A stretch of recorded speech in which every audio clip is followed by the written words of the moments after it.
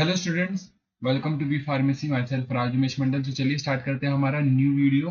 तो HP1 का हमारा फर्स्ट सेमेस्टर बी फार्मेसी का हमारा फर्स्ट सेमेस्टर जो हम लोग का यूनिट 1 का third chapter tissue level of organisation start हो चुका है। कब का दो तीन वीडियोस आ चुके हैं और इस वाले वीडियो में हम लोग देखने वाले हैं। हम लोग ने एपिथेलियम जो टिश्यू उसका पार्ट 1 कंप्लीट कर दिया। अब इसमें हम देखेंगे पार्ट 2 जहाँ पर एपिथेलियम हमारा कंप्लीट हो जाएगा एंड देन फिर नेक्स्ट वीडियो में हम लोग कनेक्टिव टिश्यू के बारे में पढ़ेंगे। ओके, तो स्टार्ट करते हैं। हमारा यहाँ तक हो गया था। यहाँ से स्टार्ट करते हैं स्ट्रेटिफाइड स्क्वैमस एपिथेलियम। अब स्ट्रेटिफाइड स्क्वैमस एपिथेलियम, स्ट्रेटिफाइड का मतलब क्या है यहाँ पर? Multi layer. ठीक है, क्या है? Multi layer. Multi layer. और या ये स्क्वैमस का मतलब क्या होता है? स्क्वैमस का मतलब होता है बेसिकली ये हमारा फ्लैट सेल्स। फ्लैट सेल्स, ये याद रखना। फ्लैट सेल्स जो होते हैं, फ्लैट चपटे हुए सेल्स, स्क्वैमस सेल्स। ठीक है, टाइल लाइक, जिसको पेवमेंट एपिथेलियम भी बोलते हैं ना स्क्वैमस एपिथेलियम को, तो वही है। तो स्ट्रेटिफाइड स्क्वैमस एपिथेलियम यहाँ से स्टार्ट कर रहे हैं। स्ट्रेटिफाइड क्यों? क्योंकि ये मल्टी लेयर का है। ठीक है, मल्टी लेयर, सिंगल लेयर नहीं होगा, मल्टी लेयर प्रेजेंट होगा। अब ध्यान से सुनना, जो हमारा जो ये मल्टी जो स्क्वैमस, ये जो नाम रखा है क्यूबॉइडल, स्क्वैमस, कॉलुमनार, स्ट्रेटिफाइड के लिए, ये बेसिकली होता क्या है? मान लो ये बहुत सारे लेयर्स हैं। ठीक है, ये वाला सबसे ऊपर लेयर है जिसको हम लोग बोलते हैं एपिकल लेयर। एपिकल लेयर में सबसे टॉप लेयर। तो टॉप लेयर पे जो भी शेप रहा सेल्स का, जिसमें स्क्वैमस यहाँ पर लिखा है तो स्क्वैमस शेप रहेंगे सेल्स। ठीक है, यहाँ पर ना टॉप पे स्क्वैमस सेल शेप रहेंगे, या फिर थोड़े थोड़े दो तीन लेयर तक स्क्वैमस सेल्स रहेंगे। ठीक है, इसलिए हम लोग इस वाले एपिथेलियम को बोलते हैं स्ट्रेटिफाइड स्क्वैमस एपिथेलियम। ठीक है, ये चीज है। इस क्यों बोला पता चला? क्योंकि टॉप लेयर जो जो सेल्स का बना रहता है उसका वही नाम रखा जाता है। और टॉप लेयर बोलो या थोड़ा दो तीन लेयर डीप भी रहता है। ठीक है, तो यहाँ वही लिखा है, आपको रीड करना है। द सेल्स, वो भी, और जो बीच के यहाँ के जो सेल्स होते हैं, ठीक है, जो बीच के या थोड़े एंड के तरफ जो सेल्स होते हैं वो कॉलुमनार और क्यूबॉइडल कुछ भी हो सकते हैं। लेकिन हम लोग ये नाम किस लिए दे रखे हैं? क्योंकि ये मल्टी लेयर में बहुत सारे सेल्स कुछ भी हो सकते हैं, कॉलुमनार हो सकते हैं, क्यूबॉइडल हो सकते हैं, स्क्वामस हो सकते हैं। लेकिन हम लोग इधर स्क्वामस क्यों बोल रहे हैं? क्योंकि upper layer, upper most layer plus या दो तीन नीचे के लेयर्स भी स्क्वामस लेयर के बने रहते हैं, इसलिए इसका नाम स्क्वामस, स्ट्रेटिफाइड स्क्वामस एपिथेलियम बोलते हैं। यहाँ तक क्लियर है? अब ये इसका लोकेशन देखते हैं, डिस्क्रिप्शन देख लिया हम लोगों ने। अब पढ़ते हैं केराटिनाइज्ड वैरायटी फॉर्म्स। केराटिनाइज वाला वैरायटी, इसमें दो वैरायटी आता है स्ट्रेटिफाइड स्क्वामस एपिथेलियम में। दो वैरायटी आता है। पहला वैरायटी है कि ये केराटिनाइज्ड होता है, केराटिनाइज्ड। और दूसरी वैरायटी है, मीन्स दो टाइप से, दूसरी वैरायटी इज नॉन केराटिनाइज। केराटिनाइज क्या होता है? जहां पर अपर लेयर में क्या डिपॉजिट हो जाता है? केराटिन प्रोटीन डिपॉजिट हो जाता है। जिससे होता क्या है बेसिकली? जिससे जो भी केराटिन प्रोटीन की डिपॉजिशन से जो सेल्स है ऊपर के वो डेड होने लग जाते हैं। और वो किस लिए हेल्प करते हैं? प्रोटेक्शन में हेल्प करते हैं। तो जो ऊपर सुपरफिशियल लेयर में ना केराटिन प्रोटीन डिपॉजिशन होता है, और ये केराटिन प्रोटीन जो अपर लेयर सेल्स होते हैं वो डेड करवा देते हैं। ठीक है, और नॉन केराटिनाइज्ड सेल्स मीन क्या होता है? जहां पर गीला मॉइस्ट सरफेस होता है ना, उसको नॉन केराटिनाइज्ड सरफेस बोलते हैं। इसमें कोई केराटिन प्रोटीन की डिपोजिशन नहीं है, सेल्स लिविंग होते हैं, अपर लेयर सेल्स। ठीक है, याद रखना है, इतना याद रखना है। अब वेट सरफेस होता है, बिल्कुल वेट सरफेस, जहां भी आप देख सकते हो, जैसे बक्कल कैविटी की बात करूं तो वो अंदर साइड ना वेट होता है ना। ठीक है, वेट होता है, तो वो वेट ये होता है, तो उधर कौन सा स्ट्रेटिफाइड प्रेजेंट है? यही वाला स्ट्रेटिफाइड स्क्वामस एपिथेलियम। ठीक है, तो वहां पर जहां पर वेट सरफेस है वहां पर non keratinised stratified squamous epithelium present है। क्लियर है यहाँ तक? तो देखो यहाँ पर लिखा भी, माउथ में, इसोफेगस में, पार्ट ऑफ एपिग्लॉटिस, तो ये सब जगह पे आपको ये मिलते हैं ये सब टिश्यूज। तो ये लोकेशन आपको ध्यान रखना है, डिस्क्रिप्शन ध्यान रखना है, एंड टिश्यूज का नाम। ठीक है, और फंक्शन क्या है वो देख लेते हैं। फंक्शन देख लेते क्या है। Protection against the abrasion. ठीक है, अब मॉइस्ट देखो, मल्टी लेयर तो प्रोटेक्शन तो प्रोवाइड करना ही है। ठीक है, water loss, ultra UV UV radiations बोल लो या फॉरेन इन्वेजन बोल लो। ठीक है, both types forms first line of defence against the microbe. क्योंकि मल्टी लेयर है तो माइक्रोब्स अंदर तक नहीं घुस पाते, तो ये फर्स्ट लाइन ऑफ डिफेंस है। ठीक है, तो ये प्रोटेक्शन बेसिकली हेल्प करता है। स्ट्रेटिफाइड का मतलब होता है प्रोटेक्शन। ठीक है, यूवी रेस से या बोलो एब्रेशन से या वाटर लॉस से, फॉरेन जो भी इन्वेड कर रहा है माइक्रोब्स ये सब, उनसे बचाने के लिए हेल्प करता है। ठीक है, तो इतना आपको ध्यान रखना है। अब आगे बढ़ते हैं, ये हो गया हमारा। नेक्स्ट बढ़ते हैं, हमारा स्ट्रेटिफाइड क्यूबॉइडल पढ़ते हैं। अब क्यूबॉइडल, ये भी 2-3 लेयर्स होंगे, क्योंकि स्ट्रेटिफाइड बोला है तो 2-3 लेयर्स तो होने जरूरी है कि बहुत सारे लेयर्स होते हैं, लेकिन अपर लेयर प्लस 2-3 लेयर्स क्या होते हैं, क्यूबॉइडल होते हैं, क्योंकि नाम इसमें क्या रखा है, क्यूबॉइडल।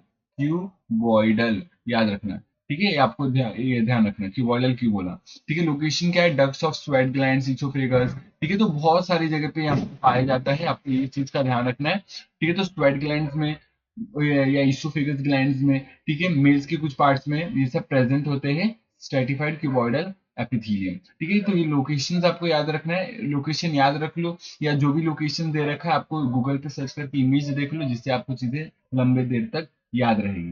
ठीक है, यहाँ तक क्लियर है। प्रोटेक्शन क्या है, अगेन प्रोटेक्शन प्रोवाइड करेगा, क्योंकि स्ट्रेटिफाइड है तो प्रोटेक्शन प्रोवाइड करेगा। लिमिटेड है, लिमिटेड सिक्रीशन एंड एब्जॉर्प्शन। ठीक है, तो वही सिक्रीशन एब्जॉर्प्शन काम करेगा, पता है ये क्यूबॉइडल और कोलुमिनार सिक्रीशन एब्जॉर्प्शन काम करते हैं, एक तो वो काम करेगा और प्रोटेक्शन का काम करेगा।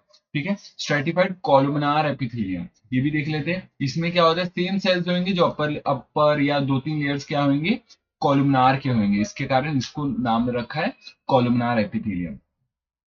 यहाँ तक क्लियर है। द लाइन ये ठीक है, ये lines the parts of urethra, तो ये सब बहुत सारी जगहों पे ये सब आपको लोकेशंस, आपको ऐसे पे अगर याद नहीं रहा तो आपको इमेज के थ्रू ये याद रखना पड़ेगा। ठीक है, 2-3 याद रखो, क्योंकि लिखने में आ सकता है। स्ट्रेटिफाइड कॉलमनर कहाँ कहाँ पाया जाता है वो आपको लिखना है। और ये आपको मैं बता दिया कि क्यू उसको बोलते हैं स्ट्रेटिफाइड कॉलमनर एपिथेलियम। और अगेन ये स्ट्रेटिफाइड है तो प्रोटेक्शन प्रोवाइड करेगा ही, और सिक्रीशन भी प्रोवाइड करेगा। सिक्रीशन कोलुमिनार क्यूबॉइडल दोनों ही करते हैं, सो सिक्रीशन हो गया, एब्जॉर्प्शन हो गया, ये सब।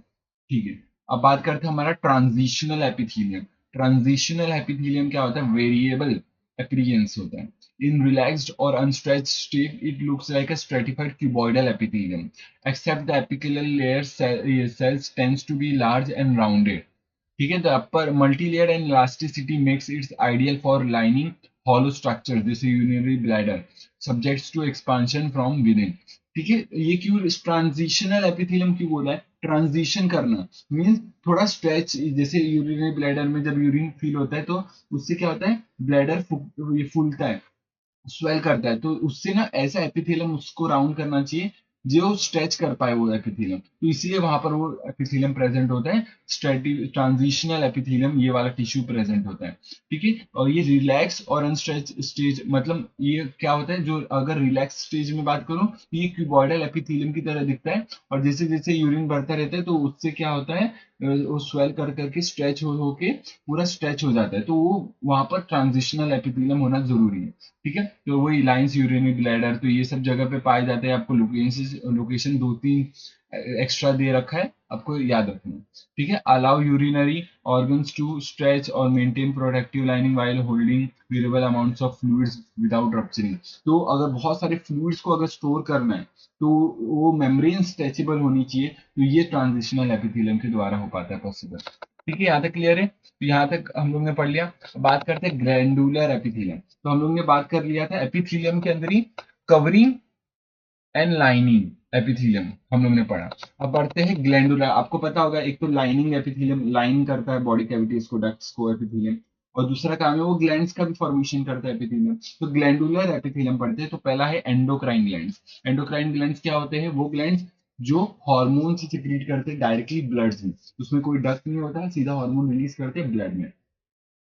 डिस्क्रिप्शन क्या है, secretion enter interstitial fluid and diffuse directly into a blood stream without flowing through a duct. ठीक है, तो डक्ट नहीं होता इनके पास, ये ग्लैंड्स के पास डक्ट नहीं होता, सीधा अपने सिक्रीशन जो हार्मोन्स होते हैं वो अपने सीधा ब्लड में डालते हैं, और इनका जो टारगेट होता है वो डिस्टिंक्ट टारगेट होता है, मीन्स बहुत दूर के टारगेट, अगर एक जगह से दूसरी जगह बहुत दूर का डिस्टेंस कवर करना है तो ये एंडोक्राइन सिस्टम कर पाता है।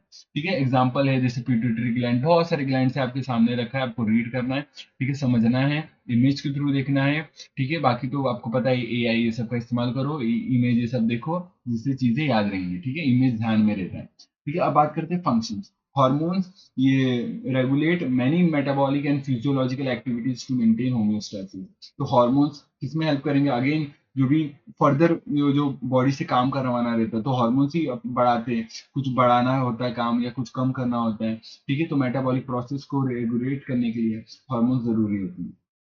ठीक है, अब बात करते हैं एक्सोक्राइन ग्लैंड। एक्सोक्राइन ग्लैंड क्या होते हैं, जस्ट लाइक ये अपोजिट टू एंडोक्राइन। इसमें डक्ट्स होते हैं, इनके जो टारगेट्स है वो पास में होते हैं और सीधा डक्ट्स के थ्रू इनके सिक्रीशंस होते हैं और इनके सिक्रीशन में हार्मोन्स नहीं होता, एंजाइम्स होते हैं, डाइजेस्टिव जूसेस, ये सब एक्सोक्राइन के अंदर आते हैं। ठीक है, स्वेट ग्लैंड, ईयर वैक्स, ये सब बिल्कुल ठीक है, ये सब होते हैं डाइजेस्टिव ग्लैंड्स, पेनक्रियाज, तो ये सब किसके अंदर आते हैं, एक्सोक्राइन ग्लैंड्स के अंदर आते हैं। Produces substances such as sweat to help lower body temperature, oil, ear wax, saliva, digestive enzymes, तो ये सब आपको ध्यान रखना है। जैसे देखो यहाँ लिखा है produce substances such as sweat, wet to ये lower body temperature, oil, ear wax, तो जितने भी ये चीजें क्या है, ये एक्सोक्राइन सिक्रीशन है, तो ये आपको ध्यान रखना है। तो आपको फंक्शन, डिस्क्रिप्शन, लोकेशन चीजें रीड करना है। आपको थोड़ी बहुत चीजें पहले से पता रहेंगी, जो चीज नहीं पता है आपको डायग्राम देखना, इमेज देखने, जिससे आपको चीजें याद रहेंगी। यहाँ तक क्लियर है? देखो एपिथेलियम का आपके सामने ये डायग्राम दे रखा है। देखो सेल मेम्ब्रेन, न्यूक्लियस और साइटोप्लाज्म। ये देखो सिंपल स्क्वेमस कैसे चपटे दिखते हैं, टाइल लाइक, देखो वही चीज है। स्ट्रेटिफाइड स्क्वेमस देख लो तो बहुत सारे चपटे के लेयर्स है, देखो कितने लेयर्स है चपटे सेल्स के। सिंपल क्यूबॉइडल देखो, क्यूबॉइडल जैसे सेल्स है। स्ट्रेटिफाइड क्यूबॉइडल देखो, multi layered cuboidal. Transitional epithelium में भी बहुत सारे सेल्स होते हैं, देखो स्टार्टिंग के क्यूबॉइडल दिखते हैं, तो वही बोलते हैं जब अनस्ट्रेच स्टेज में रहता है ट्रांजिशनल एपिथेलियम तो क्यूबॉइडल की तरह लगता है वो पूरा। ठीक है, अब बात करते हैं हम लोग सिंपल कॉलमनार एपिथेलियम की। तो ये देखो सीलिया, माइक्रोविलाई, कॉलमनार अब मैंने बोला था सीलिएटेड भी हो सकता है, माइक्रोविलाई मीन्स नॉन सीलिएटेड भी हो सकता है, ये एब्जॉर्प्शन में हेल्प करेगा, ये मूवमेंट में हेल्प करेगा कोई भी सब्सटेंस का। ठीक है, ये माइक्रोविलाई एब्जॉर्प्शन में हेल्प करता है। फिर बात करूँ स्ट्रेटिफाइड कॉलमनार की। स्ट्रेटिफाइड कॉलमनार देखो मल्टी लेयर कॉलमनार सेल्स होते हैं। और जो हमारा सीडो स्ट्रेटिफाइड देखो, है वो एक ही लेयर, है ये एक ही लेयर, लेकिन दिख रहा है मल्टी लेयर क्यों, क्योंकि इसके जो न्यूक्लियस है वो ऊपर नीचे प्रेजेंट होते हैं। ठीक है, ये चीज है, इसलिए स्टीरियोसीलिया भी प्रेजेंट हो सकते हैं इस इन लोग के एपिकल सरफेस पे, अगेन वो मूवमेंट करेगा, हेल्प करेगा मूवमेंट ट्रांसफर करने का, तो जो भी मॉलिक्यूल्स है उनको ट्रांसपोर्ट करने की। ठीक है, तो ये चीज है, इनका डायग्राम है सब, ये टिश्यूज के एपिथेलियम के। ठीक है, अब बात करते हैं हम लोग, देखो ये यहाँ पर एक देखो और एक डायग्राम दे रखा है सामने आपको। देखो क्यूबॉइडल, सिंपल क्यूबॉइडल कैसे दिखते हैं, ये सीधा माइक्रोस्कोप वाला रियल डायग्राम है। सिंपल कॉलमनार देखो सेल्स कैसे दिखते हैं, सिंपल स्क्वामस के सेल्स देखो कैसे टाइल लाइक दिखते हैं। Ciliated pseudo stratified columnar, ciliated plus, देखो सिलेटेड है प्लस स्यूडो स्ट्रेटिफाइड, देखो न्यूक्लियस कैसे ऊपर नीचे है। स्ट्रेटिफाइड स्क्वैमस देखो कैसे चपटे सेल बहुत सारे प्रेजेंट होते हैं। इस ट्रांजिशनल एपिथेलियम देखो कैसे ट्रांजिशनल होते हैं और अपना ये क्यूबॉइडल जैसे होते हैं स्ट्रेच करते हैं। ठीक है, स्ट्रेचिंग करने में कोई बैक होता है ना स्ट्रेच करता है, तो बस वही ये ट्रांजिशनल एपिथेलियम वहां पर प्रेजेंट होता है जैसे यूरिनरी ब्लैडर। ठीक है, तो यहाँ तक था। बाकी नेक्स्ट वीडियो में हम लोग कनेक्टिव टिश्यू देखेंगे। इस वीडियो के लिए यहाँ तक रखते हैं, वीडियो समझे कि नहीं बताना कमेंट्स में। तो हम लोग ने इस वीडियो में हम लोग ने स्ट्रेटिफाइड वाली चीजें कवर की है और सिंपल वाला जो भी चीज है सिंगल लेयर वाला हम लोग ने पिछले वीडियो में कवर किया था। ये एपिथेलियम का सेकंड पार्ट है जहाँ पर हम लोग पढ़ रहे हैं, और पूरे वीडियो का थर्ड पार्ट है जहाँ पर हम लोग देख रहे हैं स्ट्रेटिफाइड स्क्वामस, जहाँ पर वो स्क्वामस एपिथेलियम होते हैं, स्ट्रेटिफाइड होते हैं, कहाँ कहाँ उसका फंक्शन ये सब ध्यान रखना है। फिर हम लोग ने क्यूबॉइडल का पढ़ा, कॉलमनार का पढ़ा और ट्रांजिशनल एपिथेलियम, ये भी हमारा स्ट्रेटिफाइड के अंदर आता है। ठीक है, और जो स्यूडो कोलुमिनार एपिथेलियम है वो सिंपल वाले में आता है, याद रखना। एंडोक्राइन एक्सोक्राइन ग्लैंड्स के बारे में पढ़े, वो भी एपिथेलियम ही बनता है, एपिथेलियम से ही बनता है। ठीक है, यहाँ तक क्लियर है, डायग्राम से इंपॉर्टेंट है, देख लेना, चीजें याद रहेंगी। और बस इस वीडियो के लिए इतना रखते हैं, मिलते हैं नेक्स्ट वीडियो में। वीडियो समझे कि नहीं बताना, इसके नोट्स जैसे जैसे चैप्टर खत्म होने को आएगा नोट्स प्रोवाइड हो जाएगा। और आपको और भी अच्छे नोट्स है आपके पास तो आप वहां से प्रिफर कर सकते हो, जैसे आपकी मर्जी। नोट्स बनाते रहो, नहीं बना रहे हो तो रिवाइज करते रहो तुरंत टाइम टू टाइम। ठीक है, हर नोट्स बना रहे हो वो भी, नहीं बना रहे वो भी टाइम टू टाइम रिवाइज करो जैसे आपको चाहिए। ठीक है, मिलते हैं नेक्स्ट वीडियो में, तब तक के लिए टेक केयर, जय हिंद, जय भारत, बाय।